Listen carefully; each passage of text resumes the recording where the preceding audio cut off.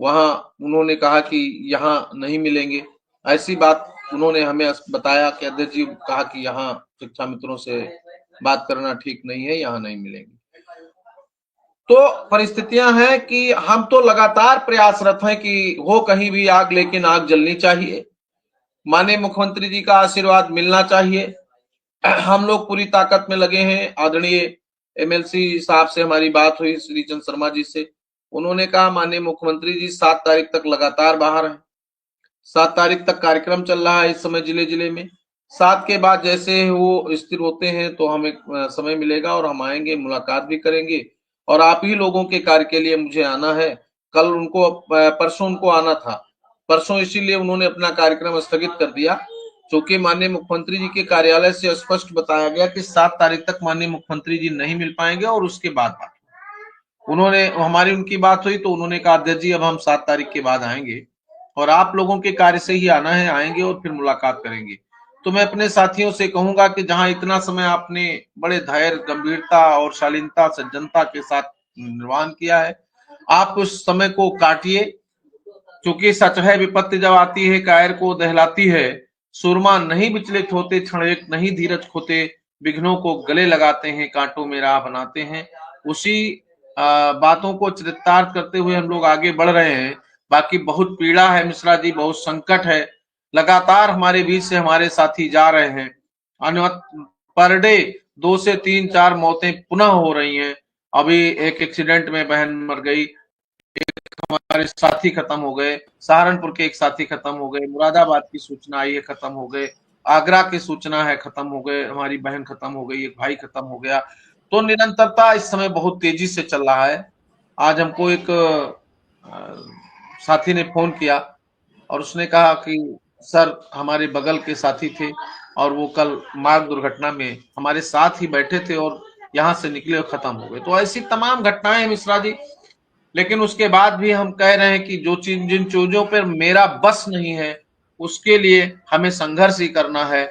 और जहां तक हमारा संघर्ष सफल हो सकता था, जहां तक हम पूरी ताकत से पहुंच सकते थे, वहां तक पहुंचकर हम लोगों ने काम किया है।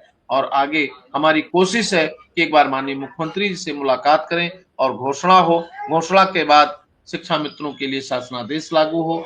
जो शासनादेश हो गए हैं, जो शासनादेश पाइपलाइन में है, जिनकी घोषणाएं हो गई हैं, वो सब जमीन पे उतारे जाएं और उस पर काम हो, जिससे हम सबके लोगों को सुविधा मिले और सुविधा को प्राप्त करके लोग अपने अस्थायी जीवन को जीने में कामयाब हैं।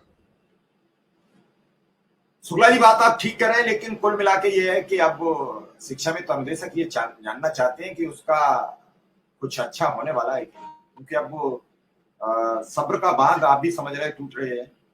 कल कौशल जी ने बताया था कि मुख्यमंत्री जी को ज्ञापन बरेली में भी दिया गया, विधायक जी ने पहुंचाया। आज आप बता रहे हो कहीं और भी ज्ञापन पहुंचा है। तो इस सब के बाद एक मुख्यमंत्री जी को आपसे बुलाकर बैठक करके डेट कह देना चाहिए, तो फिर ये जो रोज का सवाल है वो खत्म हो जाए आपसे।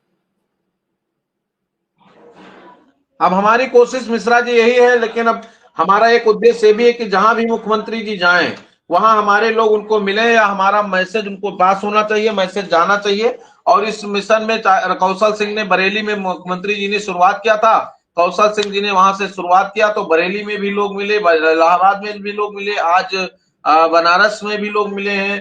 आगे जहां भी माननीय मुख्यमंत्री जी का कार्यक्रम होगा, हमारे साथी वहां अपनी बात माननीय जनप्रतिनिधियों के माध्यम से व्यक्तिगत रूप से अवसर मिला तो कहने का प्रयास करेंगे। 7 तारीख के बाद एमएलसी साहब से के माध्यम से हम लोग भी कोशिश में हैं, अगर एमएलसी साहब को समय मिला और हम लोगों को भी पास मिला, मैं बहुत स्पष्ट बात करता हूं, अगर माननीय मुख्यमंत्री जी के कार्यालय से हुआ कि हाँ साथ में लेकर आइए तो हम लोग भी जाएंगे। अन्यथा की दृष्टि में एमएलसी साहब मिलेंगे और मिलने के बाद अगली प्रक्रिया, अगली रणनीति, अगले कार्यक्रम पर हम लोग विचार करेंगे। चलिए, यही उम्मीद है कि जल्दी से जल्दी लोगों का काम हो जाए और उस काम के मुताबिक। शुक्ला जी एक शिक्षा मित्र है अमरनाथ दीक्षित, बड़े परेशान है, उनकी बात एक आप सुन लीजिए।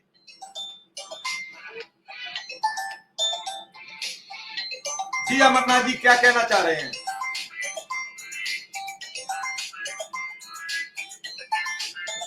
माइक खोल के जल्दी बोलिए, टाइम नहीं है।